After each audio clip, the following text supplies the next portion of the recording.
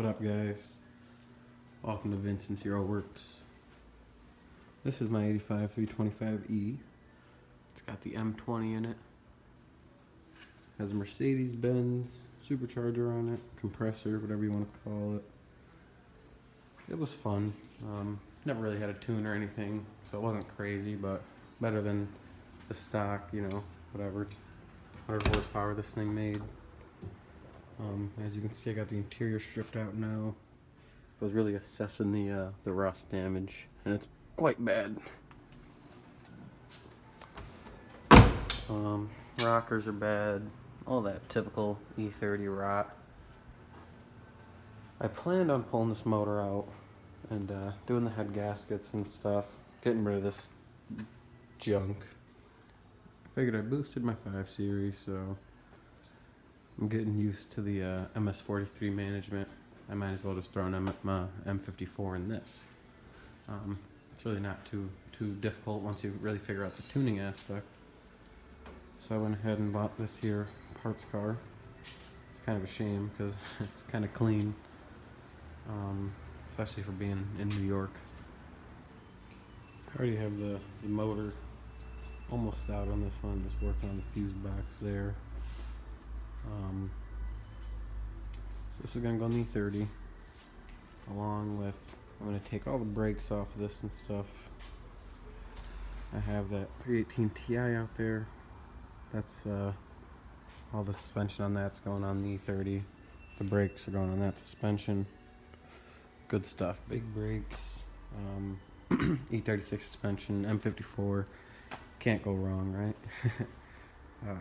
Right now I'm just going to keep working on this, get the motor out for you guys, and yeah, I'm just going to throw you guys on a time lapse. So before I throw you guys on a time lapse, I just pulled that harness, threw it on jack stands, got this little Harbor Freighter, so took forever, thing barely lifts the car up. Yeah, just gotta pull the bell housing bolts and out the motor comes. I already got the bolts for the mounts off. You guys probably can't see it, obviously, but I already got those off, and she's ready to come out once I get the bell housing bolts off. So I'll throw you on a time lapse now and get that going. Let's do it.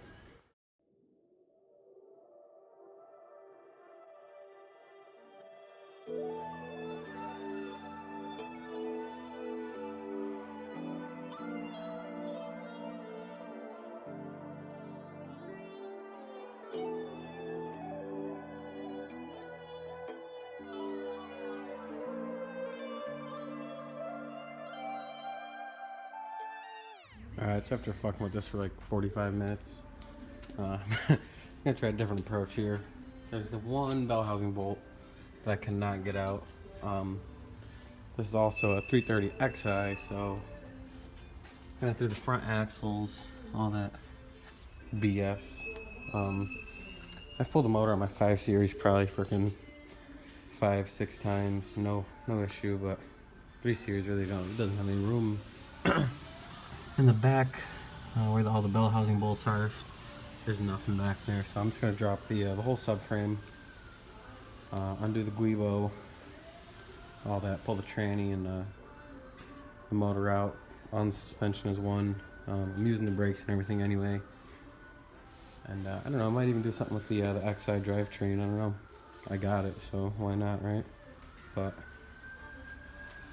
I'll throw you guys on a time lapse, dropping the subframe now, I guess. So let's hope this approach works a little quicker. So of course, just my luck, the time lapse didn't work. But pretty much now, we got a subframe on the ground, tranny, motor connected. That's how it sits now, it's sitting in the paint booth. So now I'm just gonna pull the motor off the subframe here.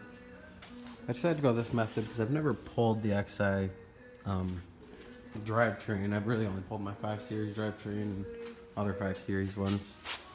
But yeah, this was kind of involved dropping the diff and all that BS. So I figured it'd be a lot easier to drop the 4 bolts that holds the subframe in and drop your drive shaft.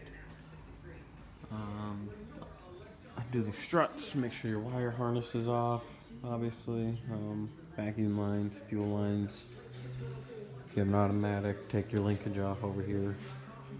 And yeah, it'll all drop down as one unit.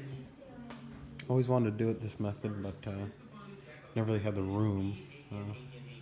As you can see, I made a humongous mess. There's parts all over the place.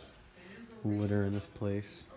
But yeah, so that's probably it for this episode here, or whatever you want to call it, this video.